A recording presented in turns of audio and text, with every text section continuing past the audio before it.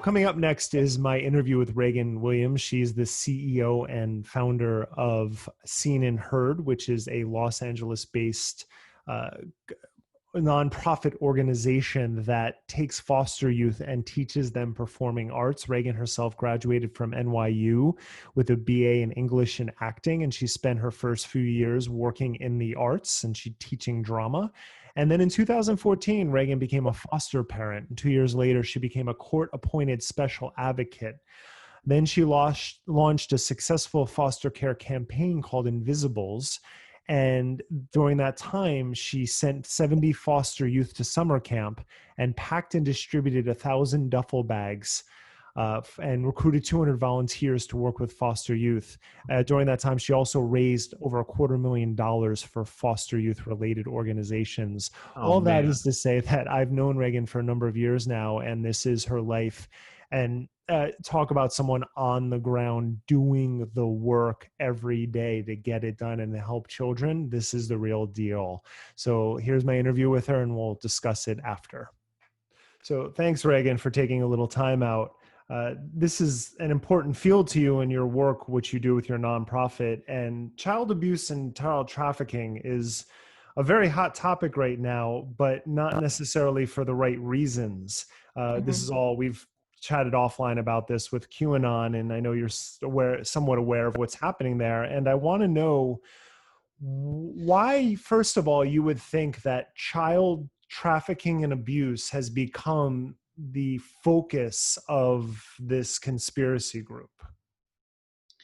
Yeah, I think that's a great question. I think for a couple reasons. One is they need a common enemy. Like they need to have a bipartisan sort of like a way to attract the base, their supporters rallying around one common enemy. And like nobody is okay with kidnapping children, trafficking children, exploiting children.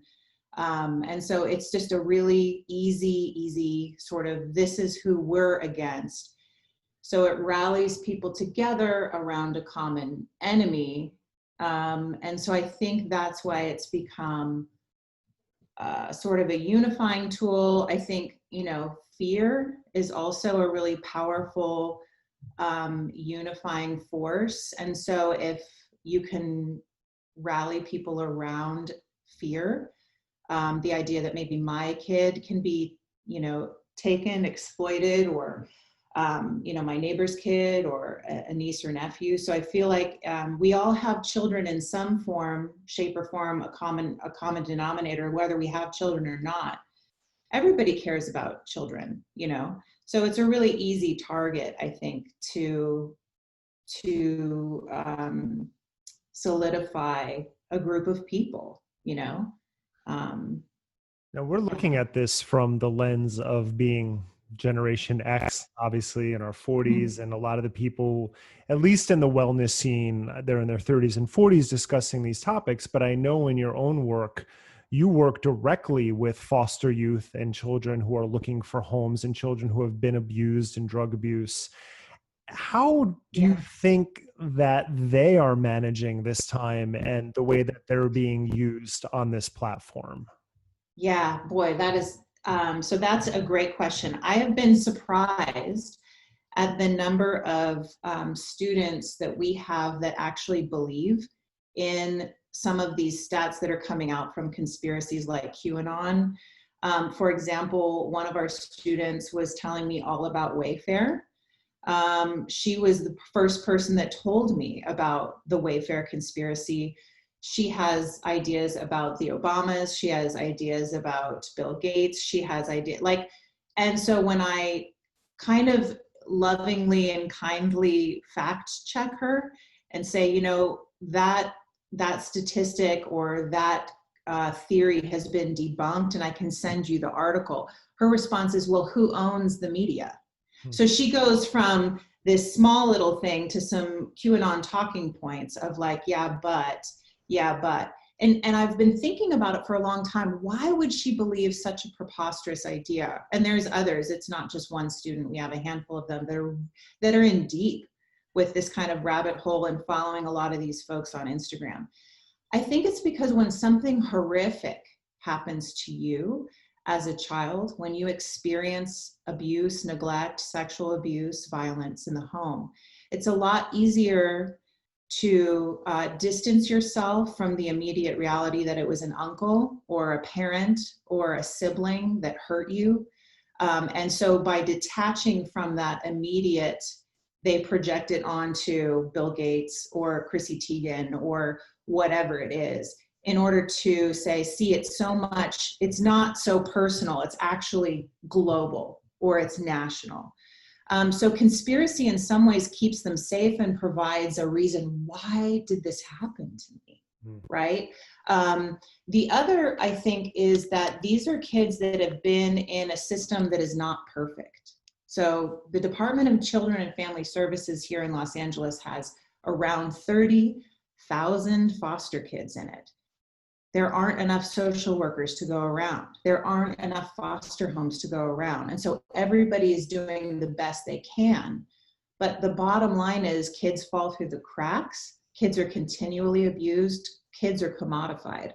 So they're already part of a system that is imperfect. So it makes sense that the rest of the world is evil or out to get them, or there's some grand design because they haven't been in safe environments, or they've been, their exploitation has continued as a result of being in care. Does that make sense?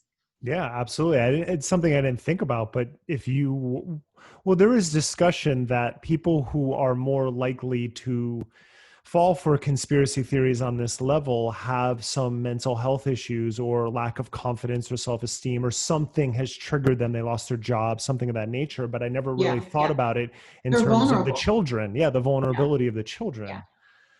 You mentioned the 30,000 number, and we were talking before I hit record briefly about statistics. And of course, the one that's floating around right now is that 800,000 children are abducted every year.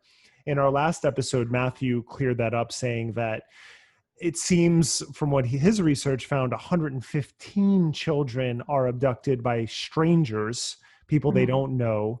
But where do you go to get your stats? And in your research, what have you found to counter that 800,000 number?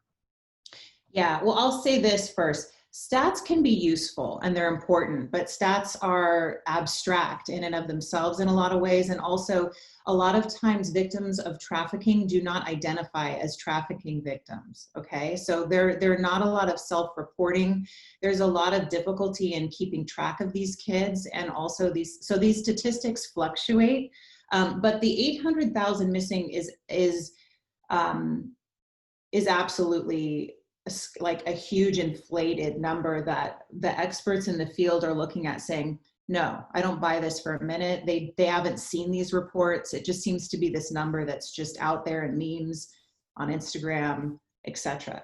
So where the two main sources for this kind of data that's checked and reputable is the National Center for Missing and Exploited Children. They do a great job of keeping track of kids that have gone missing, but also the National Crime Information Center, which is another database that is more law enforcement specific. So these are the two main sources. So those numbers between NCMEC and the National Crime Information Center are going to look a little bit different for a couple reasons. So National Crime Information Center, they record data points continually, meaning, so if you have a kid that goes missing and both the teacher and a caregiver report the missing child, that counts as 2, not 1. Okay, so that's one of the reasons, for example, for some of the fluctuation. So the National Center for Missing and Exploited Children estimate it's between 25 and 29,000 that go missing every year. But here's something really interesting about that I just recently learned. They estimate that 94% of that number are recovered within 4 to 6 weeks.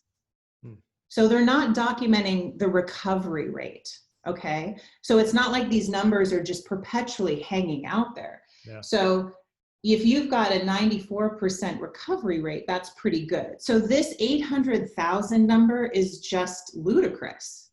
And spreading this kind of sensational information is actually harmful to some of the real boots on the ground efforts that are happening. And we can go into that a little bit more about the harm of spreading misinformation, if you would like to.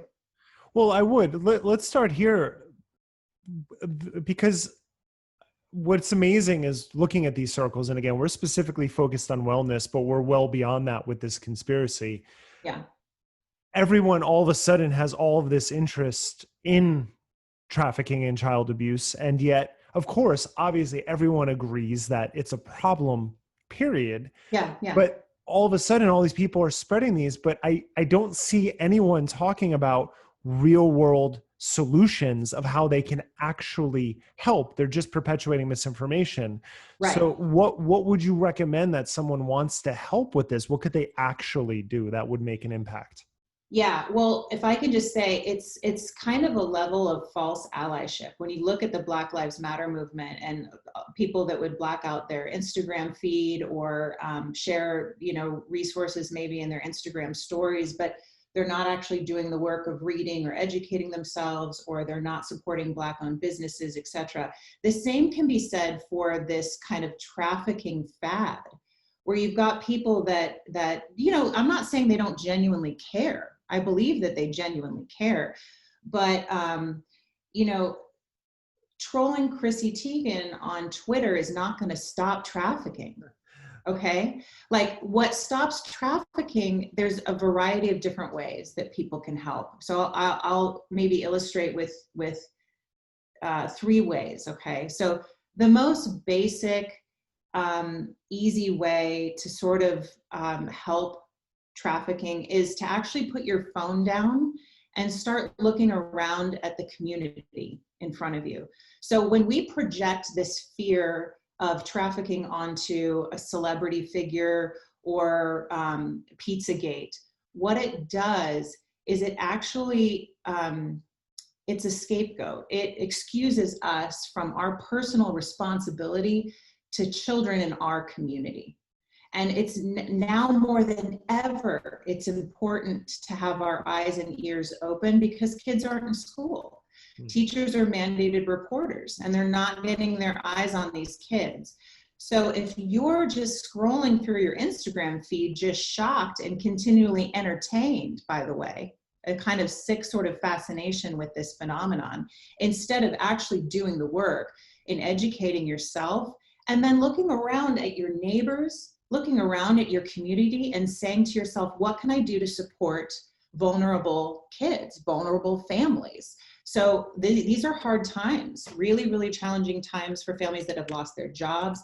And there are effects on kids in homes right now. So one of the most simple ways you can do this is go upstream. So the kids that are getting trafficked are the vulnerable kids. They're the ones spending hours a day on, Xbox and Instagram. Those are the kids. So traffickers, by the way, aren't kidnapping kids. They don't have to kidnap kids. They've got them in technology and they're grooming them for weeks and months. They don't have to snatch kids off the street. There's no reason, right? So what we need to do as citizens is to keep our eyes and ears open for vulnerable kids in our communities. So what that looks like is, it's offering support and help to families that are struggling and kids that are struggling. And it also involves calling the child abuse hotline when you see abuse. And a lot of people are afraid to do that. But what fascinates me is people will call the cops if there's a dog sitting in the back seat of a hot car outside of the grocery store, but they're not going to call the child abuse hotline if they hear a mom hitting their kid in a Target bathroom. And that's wrong. We need to take personal responsibility and call when it's very clear that there is abuse happening. We do not need to be calling the child abuse hotline when kids are poor or just because of the color of their skin. But we absolutely should be calling the child abuse hotline when we're hearing domestic violence at our neighbor's house next door or the apartment down below. Yeah, you could knock on the door, see if everything's okay, but if you know there's a problem, please do something about it because that kid's not going to be in school. So that's the first way, right? The second way is, if you have the means, support an anti-trafficking organization in your city. Okay, so it's really simple. If you're taking the time to Google grand conspiracy theories with Bill Gates or Obama, you have the time to actually do a quick Google search, anti-trafficking organizations in my city. Okay, so the ones that I love here in Los Angeles are Saving Innocence and Zoe International. Saving Innocence is a sort of like a continuum of support for trafficking survivors. They do the rescues from the rings, so they do like the extractions, but then they also do the rehabilitations. They do, because it's a long road, guys. It's not just getting a 12-year-old girl out of a trafficking ring and then it's done. It takes years and years of walking alongside that girl who has been traumatized in order to reverse that and get her on a pathway that she will experience healthy relationships and have a job that isn't involved in being on the streets or being in the life.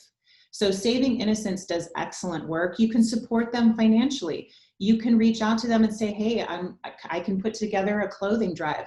So the third way you can help stop trafficking is by becoming a resource parent or a foster parent. And so organizations like Saving Innocence are the ones rescuing trafficking victims, and they're becoming a resource agency because they've seen that when you take kids out of a trafficking situation and then you put them in congregate care or like a group home setting, oftentimes those kids are either being recruited out or going AWOL because they're not receiving that kind of love and attention that a kid can experience in a household that maybe only has one or two foster kids. And there's just more attention devoted to a kid that's recovering from that kind of experience. Because, you know, it's not just about snatching a kid out and then that's the end of the story. That like, oh, they're rescued, you know, amazing. It's actually a long time of work. It takes a lot of time and energy to help recover and rehabilitate a young person who's been trafficked. You've been working with foster youth for a long time, and I wonder if we can just conclude with you talking a little bit about Seen and Heard, your organization, but also why you got into this work and how it's transformed you and your understanding of trafficking and abuse and foster youth. Yeah. Well, I'll say this. The first thing that I've learned just in working recently with foster youth through Seen and Heard, you know, I've been a court-appointed special advocate, I've been a foster parent, and now that we're moving into serving transitional age foster youth, so that's 16 to 21, these are the kids that are on the precipice of adulthood, I am continually surprised by how resilient and how smart they are. Their street smarts and their ability to read people is phenomenal because they've had to, right? That's a skill that they've had to develop because of the life that they've lived. So that actually translates beautifully into certain occupations, right? And so all is not lost. These are incredibly, one of our core values at Seen and Heard, the one we have four, but one that stands out to me in this moment is that all human beings are inherently valuable and have the right to dream. So you are not valuable because of how much money you can get from a pimp. You are not valuable based on how many likes you get on Instagram or how provocatively you're dressed. You are valuable because you are who you are. You are a human being and you have the right to dream. And I know that sounds a little bit woo-woo or granola crunchy, but it's really not, because if we're providing young adults from more stable or affluent environments with a gap year or the time to slow down and figure out what they want to pursue in college, why are we not affording that same privilege for youth that have experienced horrific abuse and neglect? All the more reason why these young people should have their needs met in creative ways. So organizations like ours, like Seen and Heard, we're providing arts-based curriculum that helps develop those kind of soft skills that are going to allow them to not just get a job, but keep a job or to form healthy relationships. So our program is a little bit longer. And our program is arts-based. So it's not just a fill in the blank, listen to this lecture, check the box, and you're on to the next thing. It's really rehabilitative, it's psychosocial, and it's arts-based. And that's a great fit for some kids. So there needs to be more organizations that are thinking creatively and outside the box. So it's because it's not just one size fits all. These kids should have a variety of opportunities.